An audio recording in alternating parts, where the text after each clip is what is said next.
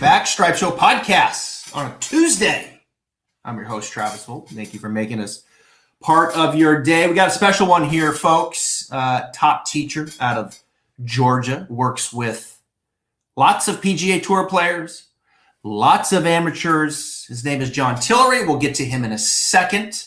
I want to talk to him about where one of his students, Rickie Fowler, is at as we head into the 2022 season, as we kind of continue down this path, really, and not planned completely this way, but this path of these teachers working with these players, designing swings, making changes in swings that are going to protect their back.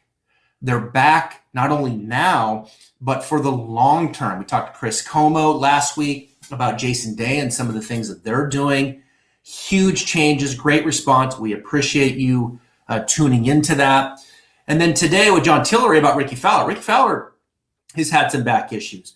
A little bit different on how they're being created.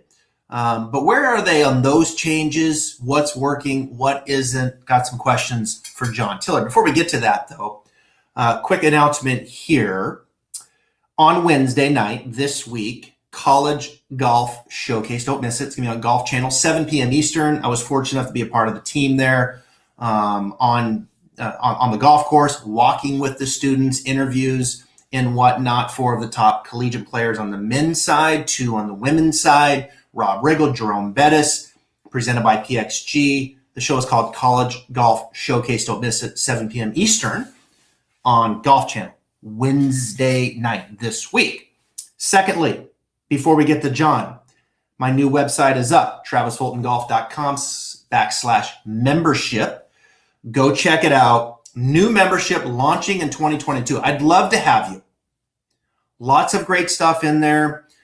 From my new training programs. I've got 5 new training programs, online lesson options. There's going to be some Stripe Show podcast exclusives that are going to live on there, where I'm going to be doing more X's and O's swing breakdown with the top teachers and players. Our first in January will be Drew Steckel. Drew is one of the best coaches that you may not know about. He doesn't market himself. He doesn't put himself out there. All he does is teach at an extremely high level, and his players win. Jason Kokrak, Kevin Na, and others. You're not going to want to miss that. Big giveaway, so many things. Lots of stuff that's going to be in there in my membership. Go check it out. Take a look at it. Join, or perhaps maybe a gift card for someone special in your family or a friend. All right, enough with that. Let's get to our guests. Top teacher, Rickie Fowler, Kevin Kisner, Hudson Swafford, Bryce Garnett, their coach, John Tillery. And joining us now from Cuskawillo, Georgia. He's waiting on one of his players, so he gave me some time here to jump on, which I appreciate because he's a busy man. John Tillery, how you doing, buddy? I'm doing good, brother. Thanks for having me. These Bulldogs going to get it done? I mean, they're gonna get past Michigan and conquer their nemesis in Alabama? I sure hope so. I felt a lot better about that game than it turned out. So who knows? I'm usually expecting the worst, but we'll see. At least we get another pop at it. They're really good. They never ceases to amaze me. They always show up. No easy team to get past. So we'll see what happens. But it's good to be in that situation. Yeah, they're. I think this was a good thing for them to happen, though. Like, I think they needed to face some adversity, get beat, and then all right, let's regroup. Let's get fired up. Let's get refocused, and let's give this thing a go. We'll see. I think it's gonna bode well for them, but we'll have to wait for that. That's sort of get there. I think this year the semifinals are on December 31st, and then the national championship a week after that. All right. Let's get into some of your players. We'll start with Rickie Fowler, guy you've been working with for a little while now. Rickie, of course, household name in the game. He's won 5 times, PGA Tour.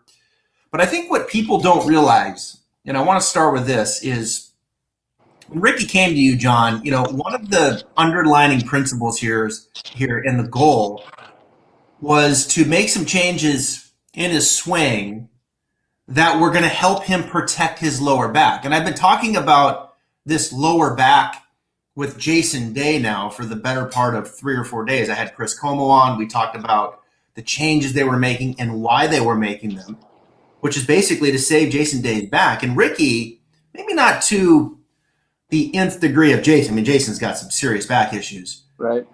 But Rickie was kind of down that same line, too, to protect his back. Yeah, so he had a few things going on a while back. Honestly, I think even probably during when him and Butch, I think that was kind of part of the reason, Butch made some of the changes with him that he did. Part of it was around that. I think he didn't like a few things in his swing, and then obviously was trying to give him something that would last a little bit better and not break down or cause injury. So that kind of had already sort of started. The reality of it is he was just kind of that was definitely a goal, and then he was just kind of struggling, when we started, and trying to kind of piece it back a little bit, doing it a little different way. So, but yeah, that was definitely part of it. It's not like he set out to make swing changes with Butch or with me, or when I got him. It's not like it was just feeling great and hitting it great, or we wouldn't have done anything, right, or he wouldn't have needed me. So yeah, that was a piece of it originally, and we're just trying to kind of tighten things back up and get him back into the feels that he had from how he used to do it a little different way. Yeah. Is the back injury with Rickie, and do you find not injury, but like the problematic nagging pain that comes from a golf swing? Is it with Rickie and other people that you see that when they come down, they kind of back up? They take on this excessive kind of right bend this way, and as they turn through, is that where for him and others that you see some of the pain come from? Yeah, I think definitely see that. I think with his, it was more of how you probably remember, like right out of college, just how unbelievably separated he would get upper and lower, and so he kind of created some strain on that lower trail side. So, like I said, that was a part of it. And he never was in any kind of danger or anything. It's just he had some red flags and some things kind of flare up here and there, and it was more of a, hey, let's get ahead of this so it isn't some kind of prolonging thing down the road here, which was smart by his team, and so that was probably sort of what started it. But yeah, his was more from kind of that excessive sort of torque early downswing that just kind of set off some red flags, they wanted to get ahead of. And just talking Rickie's swing, like he would, and you and I have talked about this before, like he would kind of spin away a little bit, like his right hip would kind of spin away from the post. Yeah. His upper would kind of hang over here to the right a little bit, like inflection. Yeah. And that would I can just feel that a little bit in my strain there in my trail side. And that would be something that you guys would set out to do. I think you were talking how he feels a little more loaded, like his pelvis is working a little bit maybe more diagonal, kind of out over his right heel a bit more versus kind of spinning away. Is that accurate? Yeah, I'd say that he got, like you said, that was sort of the pattern of backswing. Then obviously back the other way. He's so mobile that lower was able to, the ability to just pull so far out and around away from that upper. So it's already kind of off it and sort of closed, if you want to call it that, right? And then the upper or the lower goes flying back the opposite way so hard and for so far that there was just a lot of strain being put in there. And like I said, he's never been hurt or whatever, but it was more of a precautionary thing after he had some flare-ups. And so there's been some of that, and then he's done an unbelievable job with Derek, his trainer, who is a rock star, has been wearing him out and staying on top of his health, and he's probably in better shape than he's ever been. So just kind of hitting it from both sides. How would you explain it to the listener and even myself? Because this is something that I do in my own swing that I have a lot of followers that have no problem pointing that out to me every time they see me shot. So everybody if you got a Twitter account, you got it figured out, don't you? And I'm like, I know, I get it. That's what I do. Anyway, so swing your swing. How's that? Somebody tweeted at me one day that Rickie was laid off. So my hip, John, like I spin away. Like if you put that line on my right hip, diagonal, like I kind of spin away from the post a little bit too. I don't really I don't have the flexibility as Rick. Like I don't really hang over here in flexion. I kind of, I'm a little stacked with it. But if you were to describe that feeling to a player, look, I don't want you to spin away. I want your pelvis, your right hip to do kind of more of this and get loaded. Like how would you word that to him? Yeah, I think it'd be a couple of things. One would just sort of be like the tilts that you're set in, right, or the orientation pelvis is in. So it's like if that thing was going to kind of get in motion, like to shift some pressure and then rotate in the plane it was in, how would you do that? So it's like, right. I guess the most practical one ever would be if you had that around your hula hoop around your belt line, right? And you had to rotate that thing in plane as you shifted weight. What would that feel like? The other one, the one you're talking about, would be would sort of be steepening the vertical axis of it while it spun it inside out, right? It would shift the baseline of the bottom of that hula hoop out to right field. Mm-hmm. So do they? So that's when you sort of see. Right. So do you feel like you're kind of like, because oftentimes when people spin and then you're kind of getting them over there, they feel like they're swaying, right? They feel like, God, I feel like I'm swaying over here. But that right glute kind of turns on more, right? It gets more active and you're more on top. So when you turn, you feel like, okay, I'm kind of over here on the right now more. And now I can kind of go back to the left more and hit it. Right. I mean, it's pure, in its simplest form, that's kind of really, in some ways, I guess, for Rickie, what he's feeling, right? And kind of is that loading up and that little difference in the right side of the pelvis and hip and what it feels like to the top. Yeah, and a lot of those pieces were already kind of in there. That's what I said, before I got Rickie like that, he had kind of already done that, honestly. Mm-hmm. A lot of the lower body stuff was a lot less than it used to be, at least. And I think that was a little bit in some of the backswing work he had done with not letting it drag kind of as deep and in behind him, that a little bit of that was probably just a byproduct of what he was kind of working in the feels in the arms and hands and wrist. But yeah, I mean, in general, it would just be, every other thing you do to stabilize something, you'd stack up your hip over your knee over your ankle, right? Or single leg, anything you do in the gym. So it'd be like, when you take that thing up the top, it's like, all right, where's my hip around my knee, around my ankle? And that doesn't mean you don't turn. But, to some extent, one would be just spinning out, right? That'd be one extreme, sort of like you're saying. The other one would be, it's like, hey, if I bust through that line, or I'm on the outside of my foot, or my hip's busting, over here outside of my ankle, then obviously that would be a sway. Right. You're trying to find that happy medium, obviously. Yeah. With players.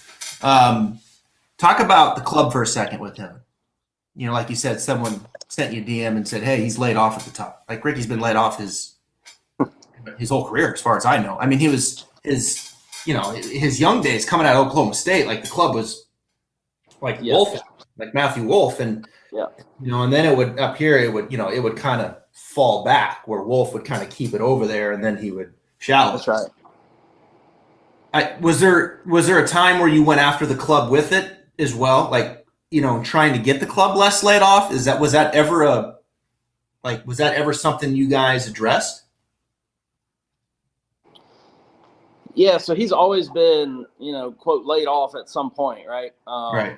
Whether he did it in transition or whether he did it sort of as he finished the top of the backswing or even a little earlier than that. So that pattern's always been there. It's more of how it got created and then sort of what that affected down the chain. But that, that we're dealing with a little more for what happens after that.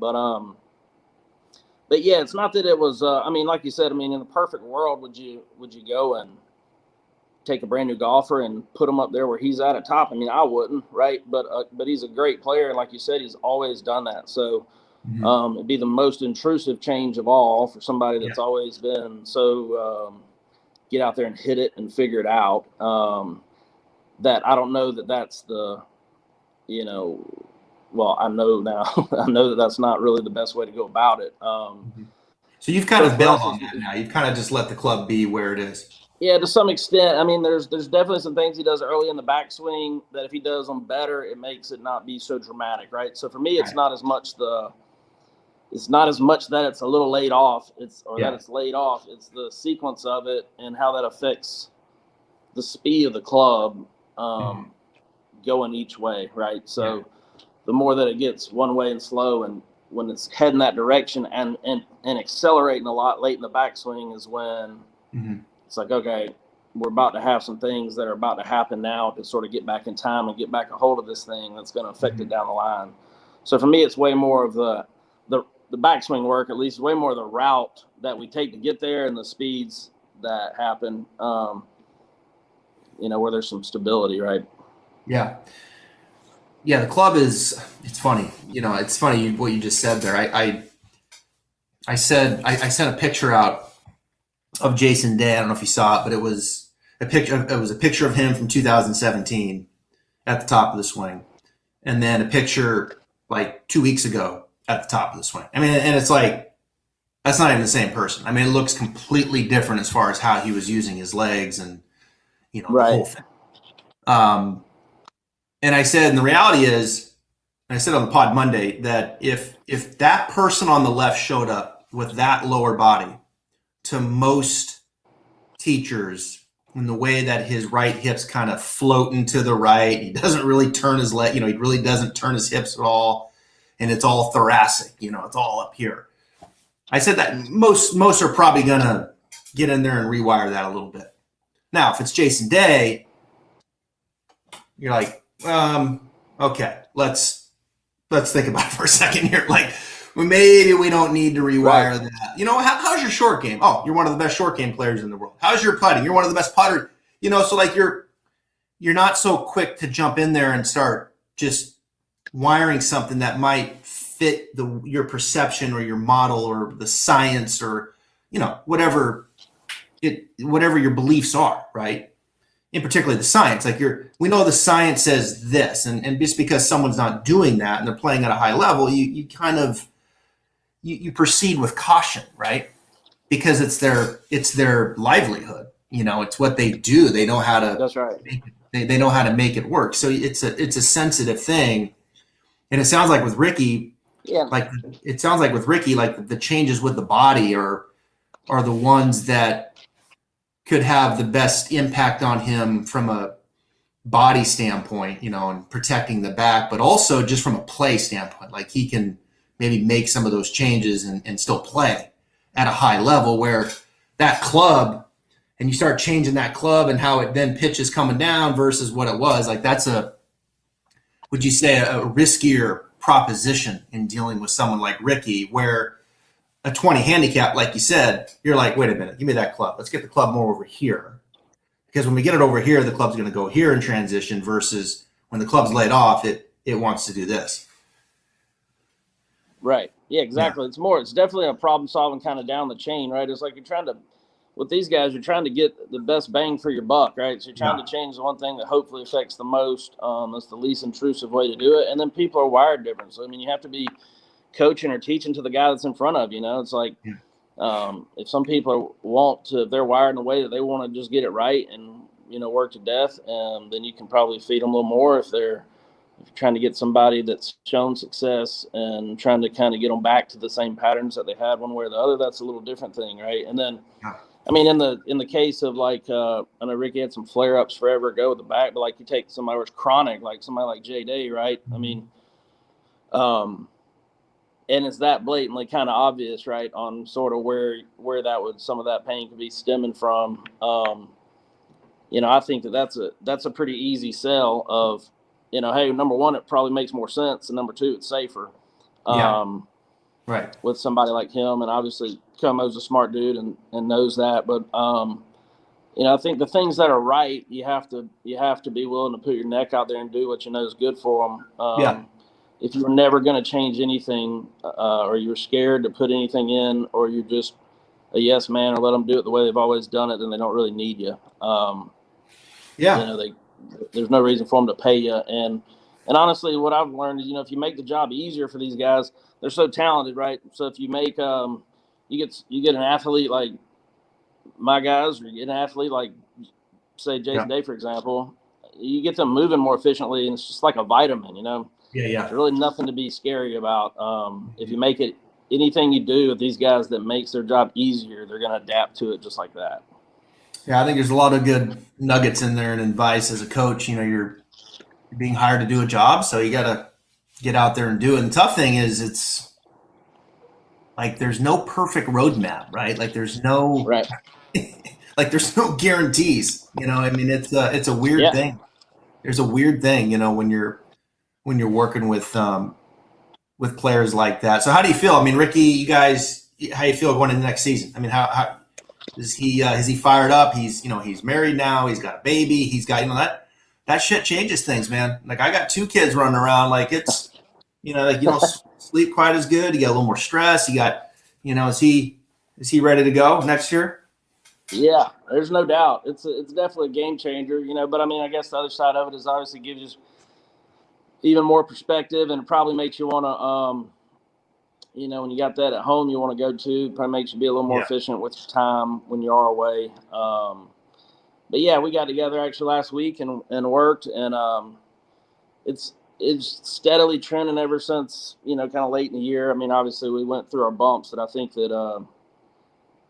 were kind of inevitable for whoever was in the mix at that point was going to have to kind of fight through some of this. And as the message has gotten more and more condensed, and he has a really pretty simplified understanding of it now, and there's not much bouncing around anymore. And it's steadily gotten better from there. And we had a good couple days, and he's going to be fresh and excited. Well, I don't know how much sleep he's getting, but he's definitely he's in a good spot right now, and at home, and having a little downtime here. So we're looking forward to this year for sure. All right, let's talk about another player who you've worked with for a while, another Georgia guy, Bulldog, Hudson Swafford. This is a good example, and one that I want to talk about, because Hudson is a guy, when you look at him, statistically, he's gaining on the field off the tee and approach, right? What hurts him is his short game and his putter a little bit. Like if he won Corrales a while back, Humana, he's got a couple wins, right? 2 wins? Yep. Yeah. And you look at his swing, John, and it's like the face at the top gets a little open sometimes, right? Kind of hangs and gets a little open. And then he, obviously he brings it down, and he's absolute magic through the impact zone. And has this incredible sense of matching the path and the face and doing all the things that he wants to do. But it's one of those things where you look at the open face at the top, and I know there's a lot of listeners right now that are listening to me right now, and I look at the open face, and for most of them who are listening, 20 handicaps, 15, 10 handicaps, right, you're probably going to get in there and close that face a little bit for them so they can develop and get some shaft lean, learn how to hit the inside of the ball, those types of things. Yep. But a player as gifted as Hudson, who has the face a little open at the top, like what does he do, John, coming down to get that face back to in a good position and hit the shots he wants? Yeah, so he's got a little bit of an open face. It probably looks more, it's kind of got a pretty strongish left-hand grip, super duper weak. Probably one of the weakest right-hand grips I've ever seen. So you put it together and you get some funky-looking wrist up there compared to how little the face really is open, right? Okay. It looks worse than it is as far as the wrist, or a little more unorthodox, I should say. But yeah, so his right hand's way on top. Yeah, super weak trail hand grip, and so there's a lot of as far as the range of where you can twist it, it's tough. He's maxed out that direction, so So yeah, it trends towards open, and then man, he's such a good athlete, and he's had an awesome coach, and he knows kind of what makes the swing tick. So it's just trying to kind of before me, I mean, just trying to kind of tighten some of these things up for him. He really closed the door really hard, really late, right? Catches up to where most people that I know for me, if I look that way, if my lead arm, was that turned that way that late in the downswing, yeah, I would hit it so far off the planet. But he does a couple things. He closes it really hard, really late, and obviously he's really wide, right? So he doesn't have a ton of shaft lean or angles. That'd probably be an impossible pattern to match up if he was deeper in pitch or had a ton of angles coming in there to get rid of. So that helps him a little bit. He keeps it away from him, and then he really turns everything down really hard, really late. And a lot of the stuff we're doing is just is some lower body things through it to help him do that job easier, where it doesn't, because that's generally speaking, right? That's kind of our miss. It's like the ones that he can't quite catch up to. Mm-hmm. So trying to make that a little bit easier for him, and I'm just kind of creeping my way in there on grip and face. It's just a touchy thing, and he's got the skill set to win. So it's there again. It's kind of picking and choosing. I want to make that job easier without going the most intrusive route if possible. Yeah, it's like, how can you trick him, right, to get that right hand to be just a touch more here, get that face just a touch, right? And like you said, I mean, statistically, if you didn't see a funky looking wrist up there and you just sort of sit beside his bag and watch the balls fly, you'd have to wonder why you'd mess with anything. And so there's not a ton to do there really as far as to be effective. But yeah, we definitely got some scoring and some short game stuff in our crosshairs, and I think as soon as that cleans up, he's gonna just keep getting better. Getting that face. So if you take that face wrist angle, and you had a 15 handicap, and you were like, that's a huge ask of a 15 handicap, 10 handicap, to learn how to bring that down on a reasonable plane, square it up with just a little shaft lean, and support it with the pivot. Like as a coach, if you went down that path around that face, that's trying to teach all the things that Hudson already does really well, right? Like, because usually if you see that face with a 15, like you're not seeing the rest of it, like you just explained with with Hudson. They're going about it a different way to get the face back on the ball in a way that they can play golf, right? Which we know what those are. They come over it and across the body to the left, or a better player might bring it down reasonably well, but then they'll let it out so much at the bottom and just hit moon balls, right? And just add loft. And the ball and they're like, man, I hit it pretty straight. That player will usually hit it fairly straight. Yeah. But they're like, I play in any wind at all, and I'm done. Mm-hmm. So then you go down the path. All right, I gotta get some shaft lean in there. And it's like, can I do it around that face and wrist angles? It's a tough ask, right? So you get in there, you rewire that grip and that face, and then they come down and let it go, and they're like, oh my God, now it's going. Yeah. Like that better player, right, around that open face can be the difficult one, can be the more difficult one who kind of gets it down that plane and, lets it out a little bit. Versus the 15 is the piece of cake. I mean, fix them in 10 seconds. I mean, it's like, come here, let's get that face better. You might hit some pulls, but eventually you're going to start turning the shafts. I mean, the shaft's going to be a little more forward, and off you go. Right. But that better player, right, the 3, 4, 5 handicap that makes it work around that open face, usually you got to have a conversation with that guy, don't you? Yeah, it's tricky for sure. Like you said about, people that are able to kind of stay in posture and rotate, that's kind of an easy sell, right? Like when you get a little bit of a better player that's doing that, because it's like, hey, it's like, so it's like this arm's got to get down, this arm's got to get unturned, this wrist has got to get uncocked at some point. So, if, like you said, I mean, luckily for Hudson, the arms get down. He doesn't downcock, doesn't add a bunch of lag. So he's got some things that help him, and then he just kind of out-athletes it through there. But, there's still, even, for him to do that job, for anybody, right, to do that job, there's going to be some kind of – they're going to borrow some time from somewhere, right? So they're going to back up. They're going to tilt. They're going to stall. They're going to snap their legs. They're going to do something to give the arms kind of in that rotation time to sort of catch up. So, it's like you said with the other guy, you twist the one guy's clothes, and then when he hits it behind him, it's like, well, quit turning. And then I guess you got it kind of upside down on the other guys, right? It's like, do you want to turn to this thing or not? Because if you do it like this, you're going to shank it. Right. Right. So. Right. Yeah. It's good. I like, I think there's a lot of people listening like, okay, I hear Travis talking about the face angle a lot. And what does that mean in the way of development? And that open face is problematic usually for the less skilled, less developed players. If you're going to try to get them to develop, like you got to get after the face. Now, Hudson Swafford shows up with that face. Okay.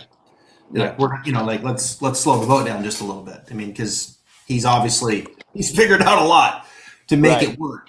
And I'm sure, Hudson's got to be able to hit some of the best long irons on the face of the planet. Like it's fun to watch him when he's synced up. It's pretty fun to stand by there watching him hit 4 and 5 irons. So I can't imagine. Make you jealous. He's a big old boy, and it's fun to watch. Yeah. All right, last question. I know you got Bryce Garnett coming up, who you work with, but you work with Kevin Kisner. See, everybody thinks that I don't like Kevin Kisner, which couldn't be furthest from the truth because you didn't like him on that Ryder Cup team, though. What's that? I said you didn't like him on that Ryder Cup team. No, right.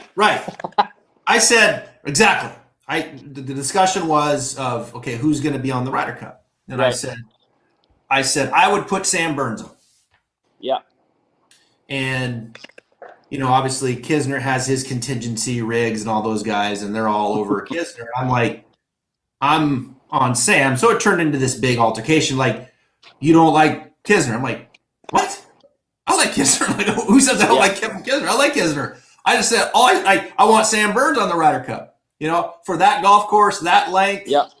And Scotty Scheffler ended up getting it, which was a great pick, right? And it made a lot of sense why. Yeah. Anyway, so. Oh, yeah. And honestly, like, everybody was up in arms about that. And, like, me and kids were kind of laughing because we knew that he probably was like going to get picked. He was probably like. Knew what, Greensboro picked off Wyndham, and then that kind of got us in the conversation. But, the reality of it is we didn't do what we needed to do in the playoffs to deserve a pick. So that is what it is. And, it's like I always say, if you don't like not getting picked, then just make the team. Tell my audience. Explain Kevin Kisner to us, the person. Because you gotta have some thick skin now, don't you, to hang with Kiz? Yeah, he's consistent. Start there. He's consistent. That's funny. No, he's I always tell everybody he can be an asshole, but he's my asshole, and the truth is, Kiz is actually a really smart guy, and he's sort of a sandbagger on, cutting up and having fun and messing around, and he's actually probably he's the best student I've ever had, as far as write out a prescription, write out a plan. I'm going to follow it to a T. Okay, that's what he told me when we first got together. Is once we kind of got going, it was just like, look, you tell me what to do. I'm going to do exactly what you tell me to do. And if I don't get better, I'm going to fire you. And that's all you could ever ask for as a coach. And he's been true to that. He really grinds, really works hard. He really wants to do it. He really wants to do it right, which is, that's how I'm wired. So me and him have just matched up well because I'm kind of a perfectionist on what I believe in, and he wants to make sure that the reps are right and that he's continually getting better and that his motion's getting cleaner and yada, yada, yada. And then he's pretty on – he realizes how sharp he needs to be. to achieve his goals. So yeah, so he's he holds everybody on his team pretty accountable, expects a lot out of us, and but we expect a lot out of him too. And it's a good relationship both ways. But yeah, he's the perfect work hard, play hard, but a lot of that's sort of a lot of that's kind of smoke and mirrors on the. He's an awesome dude and he's fun to hang out with, but I mean when we're at work and even on off weeks, it's he treats it like a business and he works hard and he's been an unbelievable student. Just last question. He hits it about 290 off the tee, somewhere in there, 290-ish. Yeah. Yeah. So how big of a disadvantage in today's game is it hitting 290 off the tee? Like, just is it like an enormous disadvantage, or is it like, yeah, it's a disadvantage, but he can, he can do this and this to make up for it? Because we know, look, Bryson's hitting at 330, right? So right. That's 40 yards. That's if everybody was hitting at 330, Kisner would be in trouble, right? But not everybody hits at 330. We know there's a ton that hit at 305 and maybe 310 and then on down to 300. But in today's game, 290, just give us a sense of the disadvantage that he's at teeing it up on the PGA Tour. Yeah, it's definitely a disadvantage. It might be, when he's playing well and hitting it well, it's probably oversold a little bit against sort of the middle of the field. But for sure, Bryson, he doesn't even count, right? Like, he's a freak. I can't do anything about that. Dustin Johnson can jump on top of my teaching center. I can't do anything about that. So, you have those freak athletes. That's one thing. But what's amazing about tours is how much it's changed. It was a few years back we were looking and, kids had gained I don't know what it was. It was something minuscule, but we were just getting a laugh out of it. He added 3 or 4 yards or something and lost over 2 years, lost 40 spots or 50 spots, actually hit it further and went backwards 50 spots. So it's pretty clear and obvious where the game's going. And, the advantage or where you make your hay a little bit right now is the fact that he does hit it down the middle of every fairway. Yep. The fact that it's, when he's playing well, short irons, he never hits crazy shots, right? Right.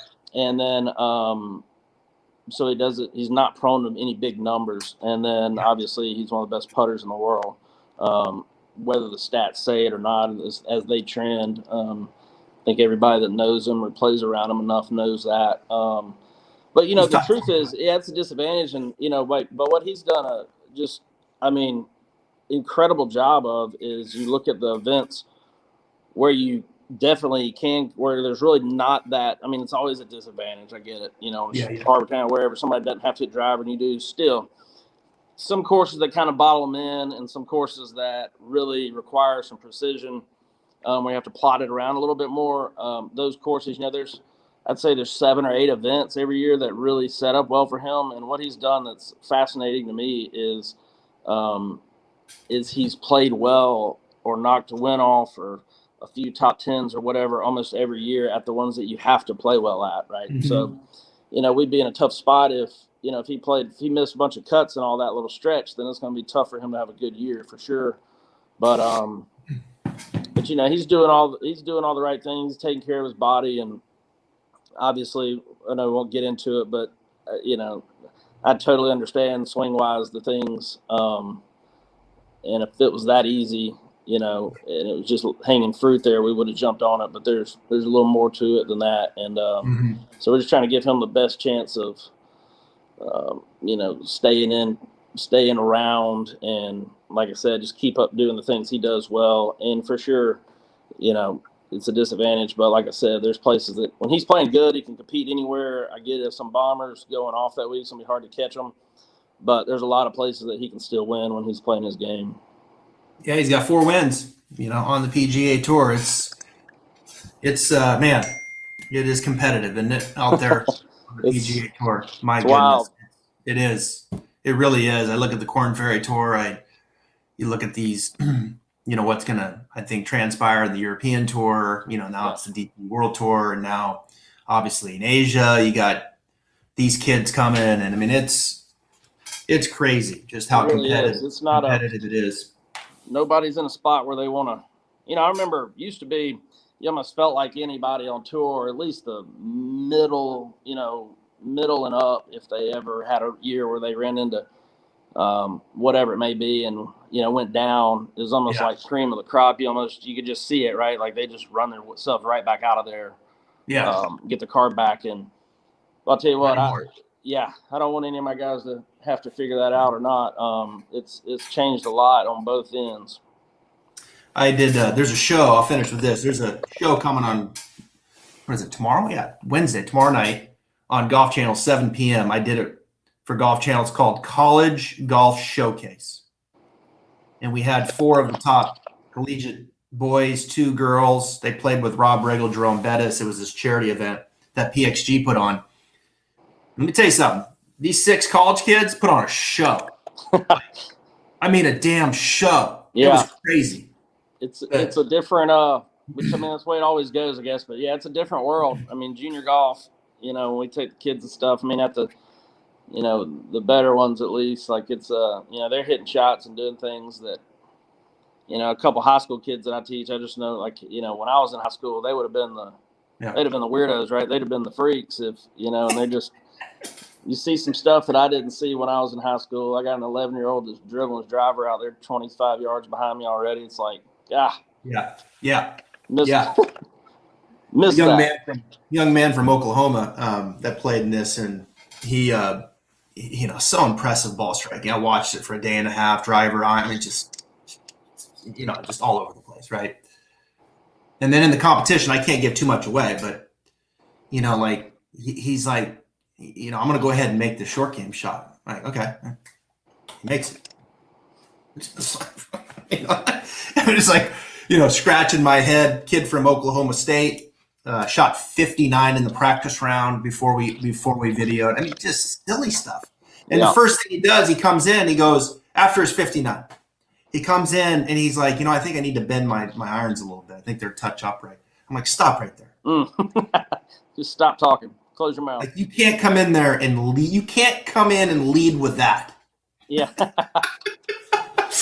I mean, it's just nuts. Anyway, you have to check it out Wednesday night. They put on a good show. Yeah. John, I appreciate it, bud. Appreciate you. Don't show me those unread texts and emails. It gives me anxiety. I don't know how you live like that. But I appreciate you coming on, buddy. Merry Christmas to you. All right, brother. Y'all too. Thanks for having me.